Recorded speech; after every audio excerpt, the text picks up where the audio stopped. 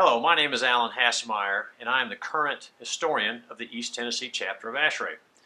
ASHRAE has held a special place in my professional life, and I feel very fortunate to have been a small part of the East Tennessee chapter's rich history. Tonight, we are celebrating the 50th anniversary of our chapter's founding. Our chapter is very strong today, due in no small part to those who have preceded us. Many of our current traditions trace their roots to those early days. A video record of those 50 years has been prepared especially for tonight. The theme is honoring the past, designing the future. So we invite you to sit back and enjoy the ride.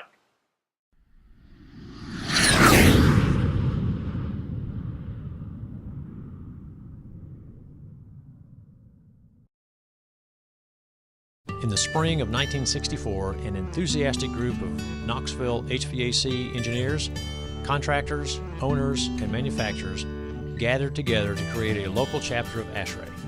The National Society was expanding, and our chapter was one of several being introduced. Knoxville was growing into the suburbs, Oak Ridge was established as a permanent city, and air conditioning was becoming a welcome part of new and renovated buildings. Bernie Marvette was our first president, as pictured in this photograph that ran in the Knoxville News Sentinel. Bernie was supported by a group of governors who numbered 10 strong. One of our first speakers was Chuck Spears, manager of the local train office, who presented the idea of absorption refrigeration technology for chilling water. Water would actually be chilled using a natural gas flame. Committees formed quickly, and they usually numbered 6 to 8 people. Many of the rank-and-file committee members were destined to become future chapter presidents. Our chapter continued to grow, and within 2 years, we were asked to host the 1966 Chapters Regional Conference for Region 7. We gladly accepted the invitation and immediately started planning for it. Gatlinburg, Tennessee was chosen as the conference city. In addition to various technical seminars and business meetings, a short film was shown introducing the concept of ASHRAE research. Technology was moving forward as well. Membership records were saved on IBM tapes at Society headquarters, although a few minor bugs were being worked out. Then, as today, ASHRAE understood that a computer can make mistakes much faster than any human ever could. In 1967, a tradition began that would last many years. Wives were invited to the May meeting, which was to be a social event at Dean Hill Country Club. Girlfriends were also encouraged to attend, but only for those who did not also have a wife. In October 1967, Bob Ford, chairman of the technical committee, suggested that his committee obtain contact information of our members and publish a roster book. The idea was accepted by the board, and our first roster was published in September of 1968. This book remains a unique publication by our chapter and is not duplicated anywhere else in society. It is also a source of fundraising for our chapter today. We were diligent at publicity in those days, ensuring that meeting notices were published in the Knoxville News Sentinel and the Oak Ridge newspapers. Here we see an image of Chapter President Charlie Sexton Jr. and his slate of officers for 1969-1970. ASHRAE Society prospered as well. The 1970 winter meeting was held with great fanfare in Chicago at the Conrad Hilton Hotel. The International Heating and Air Conditioning Exposition was held nearby at the International Amphitheater. Charter member Wayne Rose was the chair of research promotion for the 1969-1970 year. Solicitations were divided into groups and a calling committee was formed, a concept that we still implement today. Our contributions have certainly grown from the initial $350 that was raised in 1970. Today, annual contributions exceed $20,000. Wayne, let me ask you this. I understand that you were our very first research promotion chairman, and you must have laid a great groundwork, because even today the East Tennessee chapter donates more funds per member than any other chapter in our region, and it's not even close. We're way out ahead. Tell me how you got started with that and what the early efforts were like. Well, thanks. It was a real problem to start with because at that time we did not have the information from ASHRAE to really go out and sell. So what we done is went to all our prospective people and told them that, hey, we are in the process of establishing new ways to do the heating and air conditioning in the industry, and we need your help. We can't do it for nothing. We got to have some money, and it's your livelihood. And you know, I would say on that first year, probably 60% of the people that we talked to said, okay, Wayne, I'll put some money in on it. So that's how we started. Great. Well, it was a great start, and it was a good foundation. My name is Chris Edmondson, and congratulations to the East Tennessee chapter of ASHRAE on 50-year anniversary. That is hard to believe it's been that long. I've been involved with your chapter since 1971 as a visitor. I would come to East Tennessee, and I met people like Walter Montgomery, Don Heffron, Dick Piskey, Dick Kelso, to just name a few of those people. All of them very much involved in ASHRAE and taught me the value of ASHRAE. The true value is building friendships, helping people out, putting back what you take. And that's an impossible thing to replace in my life. Again, I would like to congratulate you on the rich history of 50 years. Have a great time celebrating. The 1970s were full of change for our country, and there was positive change going on in our chapter as well. Our first official newsletter was the Hillbilly Herald, and was published in September 1970 by Charlie Sexton Jr., the immediate past president and new chapter scribe. Volume 1, Number 1, remains in our chapter archives today. The Hillbilly Herald would go on to become an award-winning publication many times over, thanks to Charlie Sexton Jr. and later on to Tom Ferguson, who continued the tradition for many years himself. Again, today I'm with Tom Ferguson, and Tom's family goes back a long way in our chapter. Tom, you handled the Hillbilly Herald newsletter for several years. Give us a little idea of how that got started, and that was a very important part of our chapter. Give us an idea of a little bit about that history. Charlie Sexton started the Hillbilly Herald. He created the first Hillbilly Herald, and he also came up with the Hillbilly Moonshine Steel logo that is still at the Herald of the Hillbilly Herald. Right. My dad was a Navy pilot. When he got out of the Navy, he went to the University of Tennessee, got his mechanical engineering degree, got his PE, and started the business in 1949. And what's interesting is Charlie Sexton, the editor of the Hillbilly Herald, his dad started his rep business in 1930. As far as I know, that's the oldest rep firm any of us have ever heard of in East Tennessee. In 1972, chapter member Dick Kelso was a design engineer with George Campbell and Associates. He introduced the chapter to the use of computer-aided design. Punch cards were used for data entry. During the mid-70s, the development of student branches became a priority of society. A society education committee was formed, and all chapters were asked to contact local colleges and universities to solicit interest. Although it would be several years before our chapter succeeded, the seed was planted at that time. 1973 brought another creative idea to the chapter. The first annual Talkathon was established with the expectation that the audience would solve any problem presented to it. According to engineer Walt Montgomery, peddlers were at the root of most problems, selling used equipment and giving away engineering for free. It is interesting to note that during this time, Ernie Choate was the champion for test and balance, a field in which he would later become a strong leader. Another significant milestone was noted in 1974. For the first time, Knoxville had a mechanical code for the city. This was the standard mechanical code. The city building inspector found a resource in ASHRAE while forming the Board of Appeals and Examiners. Our chapter was also asked to participate in a new joint venture of professional societies known as WATEC. While we doubt that this newsletter editor's tenure lasted very long, the WATEC conference did enjoy a run of about 25 years. Charlie Guthrie briefed our chapter on something new from society. The development of a proposed standard 90P would soon become final. Our chapter's Energy Conservation Committee provided review and input of the standard, which would soon be submitted as an ANSI standard as well. 1976 brought a new form of organization to the chapter led by President Gordon Rome. A, quote, detailed compilation of the duties and normal activities of chapter officers and committees, unquote, was created. Many parts of this document are still being followed today.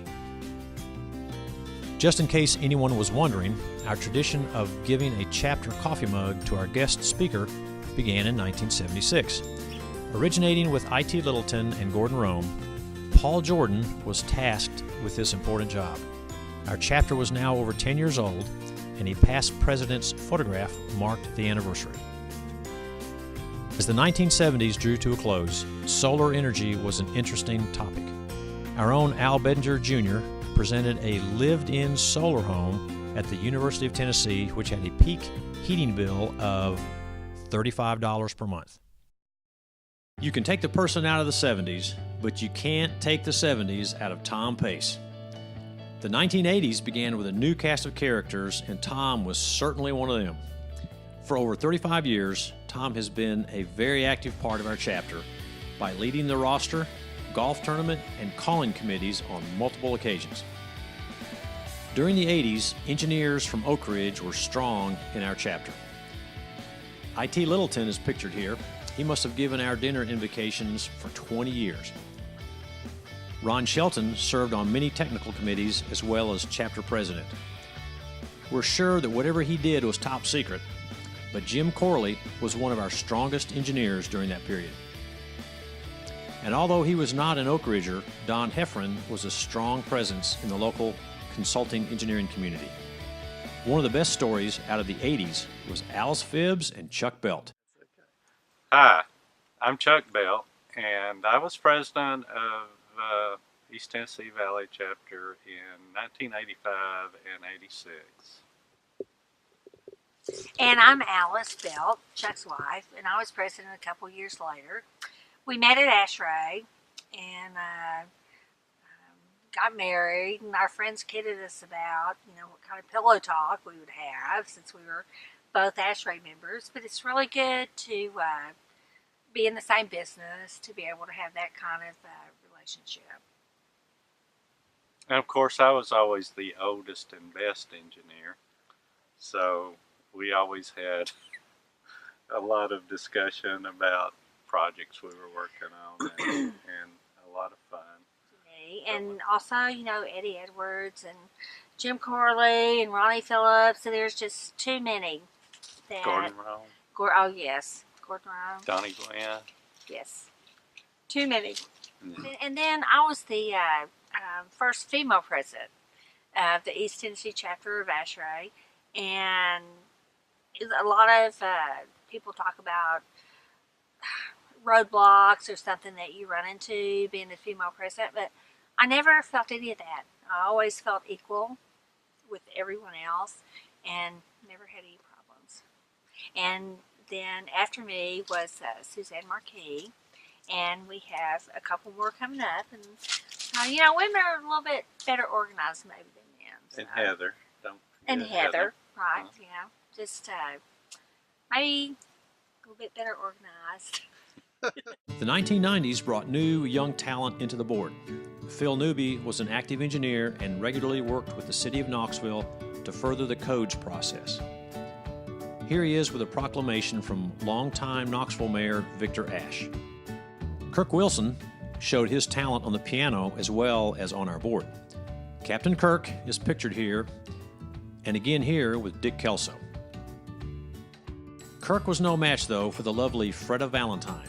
Freda entertained us then as she has tonight with her talent on the piano. Talent was somehow missing from a few others, though. They have yet to be invited back for an encore. The mid-90s marked a major accomplishment for our chapter. A student chapter was organized at the University of Tennessee. Efforts by Dick Kelso, Eddie Edwards, Kirk Wilson, and Jack Hopkins were finally successful. Julie Harse was elected president, and Dr. Stan Johnson was our student advisor. One obstacle that ASHRAE faced was having to compete with a popular ASME student chapter. Their featured event was a hybrid car challenge. Well, if you can't beat them, join them, and we did. While many universities entered vehicles, only one was air-conditioned. Our group won first place and a bit of green as well.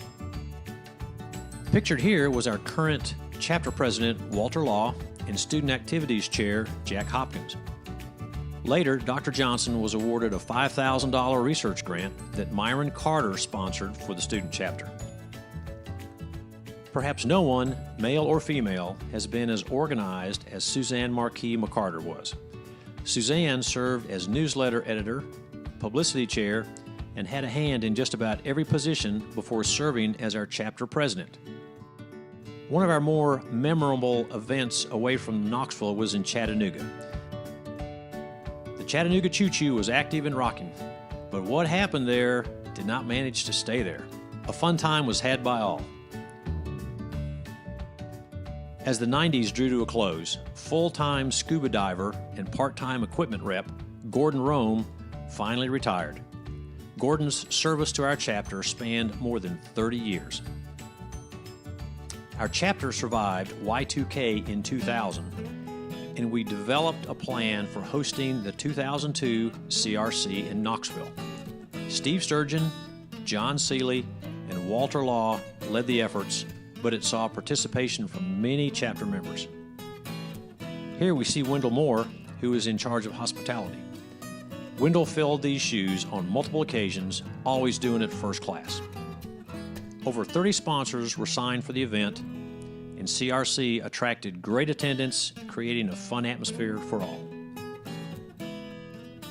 A basketball theme accompanied the banquet location at the Women's Basketball Hall of Fame. Former UT basketball player Myron Carter organized the banquet. Here we see Coach Heather Buckberry giving a pep talk. Later, Society President Don Colliver spoke on his presidential theme, Building a Better World. While admirable, we advised Don that improving his Kentucky wardrobe a bit might be wise before embarking on his journey. I'm John Seeley. About once every 10 years, our chapter hosts every other chapter in Region 7, which is what we know as the chapter's regional conference, or the CRC. This takes quite a bit of effort from our entire chapter. I've been successful in leading the CRC along with Walter Law and Steve Sturgeon for the last 3 events. We've chaired, co-chaired, and typically worked together to lead these events. They have all been quite successful, and we've always been recognized by the region as having an outstanding CRC. Hi, I'm Walter Law. I chaired the 2012 CRC and was co-chair for the 2002. One of the things that's impressed me about our success with CRC has been how all the members of the chapter have worked together. We had engineers, contractors, sales reps, and owners all working together to pull the 2012 for sure CRC off, and it really showed. My name is Steve Sturgeon, and I helped lead the efforts in the 1991 and 2002 CRC events. 1991 was held in Gatlinburg, and 2002 was held in Knoxville. It was an opportunity for us to showcase our beautiful city to our other chapters. We had very successful in both years with the help of our co-chairs, the support of our chapter. We were able to showcase many of our areas, like in the Market Square area, Sun Sphere, and the Hall of Fame, which we are in right now. One of our long-standing fundraisers has been our annual golf tournament, the Hillbilly Classic. Sometimes held in the spring, sometimes the fall, it has proven to be a reliable fundraiser for our chapter. Always well attended, there's competition and fellowship. Every once in a while, we have to place limits on certain folks, though, and limit those drink tickets. New leadership took hold once again in the early 2000s. Here we see Heather Buckberry turning over the gavel to John Cry, and soon she gave birth to her first child. John continues to lead our invocation on a regular basis. Our programs continued to be creative and draw much interest. Wayne Doan's Middle Eastern chilled water plant made for a very entertaining hour, while John McFarland introduced the concept of LEED, L-E-E-D, to our chapter. David Pleasance, on the right, has been a speaker on numerous occasions. Our members are the real strength of our chapter. Dick Kelso can not only tell a good joke, but he can take one as well. Heather Buckberry is the intellectual, while Jeff Gibson is about serving his customers. David Kaminsky can enjoy a game, but he also led our chapter to the David Levine Award. Charter members Bob Ford and Asa Fuller attended chapter meetings for over 40 years. Ronnie Phillips, David Huser, and Mike Gregg all represented Oak Ridge, while Alan Hassemeyer, well, we just don't ever know much about that guy. In 2011, a renewed student chapter found good success as they were selected as a finalist in the Solar Decathlon. Assisted by faculty advisors Stan Johnson and Dick Kelso, and supported by our chapter, this zero-energy home placed 8th nationally in Washington, D.C. Notably, this was a joint effort at UT between architects, electrical engineers, and mechanical engineers. John Driscoll was our first two-term president, followed by Phil Newby, shown here with Society President Ron Jarnigan. Most recently, Bill Jacoby brought us a new leadership plan where he led us to this 50th year. Hello, I'm Nancy McBee, and next year I'm proud to serve as president of the East Tennessee ASHRAE chapter during our 51st year. Today, our future looks very bright, mostly due to the quality of the young leadership that exists within our chapter. With society support, our University of Tennessee student chapter and YAY initiatives have produced a growing base of young engineers who understand our industry and who are being equipped with leadership skills to lead us into the future. I'm Andrew Myers, and I've recently served our chapter as YAY Chair. YAY stands for Young Engineers in ASHRAE, and we are trying to support society goals with membership ages 35 years and younger. As a generation, we are committed to making a difference in a world that is much different now than it was 50 years ago. Good evening. My name is Andrew Bossy, and our EA chapter has been very productive already this year. We've had 2 events this year, and we're extending our reach to other professional organizations in the East Tennessee area. I'm Scott Hacker. I'm in my 2nd year as Student Activities Chair. Our local University of Tennessee chapter is growing and self-sustaining. This year, we're looking to develop relationships with the local K-12 community and hopefully make a difference with students that will be sitting here 50 years from now. And I'm Ben Webb, Student Chapter President. ASHRAE has had a very positive influence on my college career, and I can't wait for a career in HVAC.